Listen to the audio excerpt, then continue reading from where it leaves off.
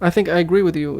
It's good we have someone who's trying to do good things and who might have done bad things in the past, but so what? That's why I like Ben and Jerry's, giving convicts a second chance. Do you think that in politics, is it healthy to think about people like that? If like a politician, like if you like his ideology and his end goal, but you've heard bad stuff about him, do you think you should support him?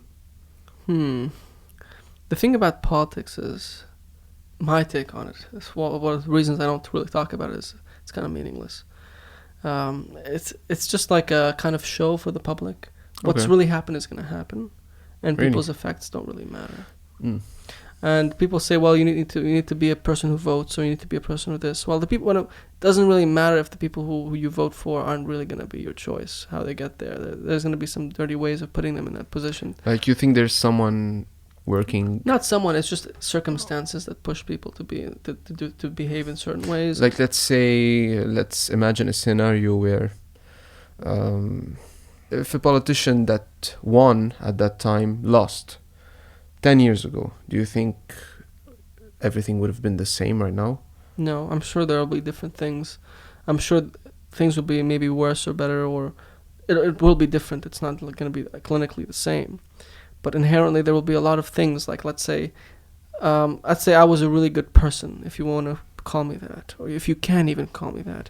And let's say my opponent who won was a really bad person, but he won and all that. But let's say I won, because I'm such a good person, I found, and like by luck's chance and all the right things happened, and now I'm ruling the country, and I have these really pure reasons.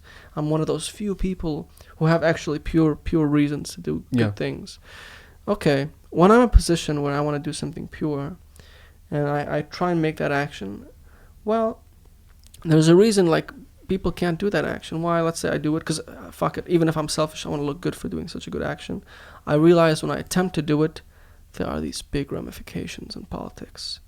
So in attempting to do something nice in politics, there will be a consequence to where you end up hurting more people. Yeah.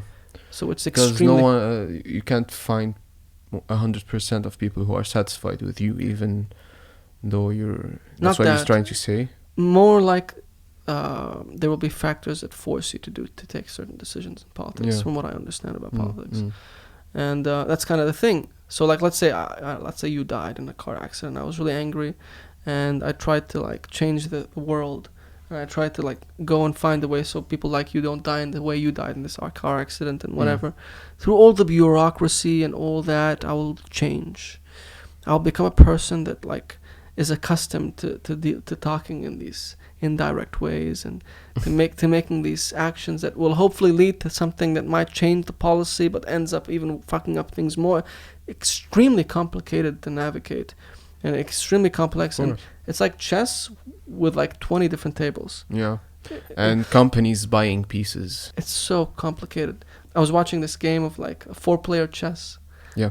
Imagine that, but like with like actual hundreds of thousands of different factors, and it's crazy. And you're playing on one table, and there are other people who are playing on other tables who are the winners are gonna intervene in your table. It's And because when you're doing something on such a public level, to where it's gonna be eventually uncovered, like any small lie, it'll make you look terrible, and then you're gonna behave terribly.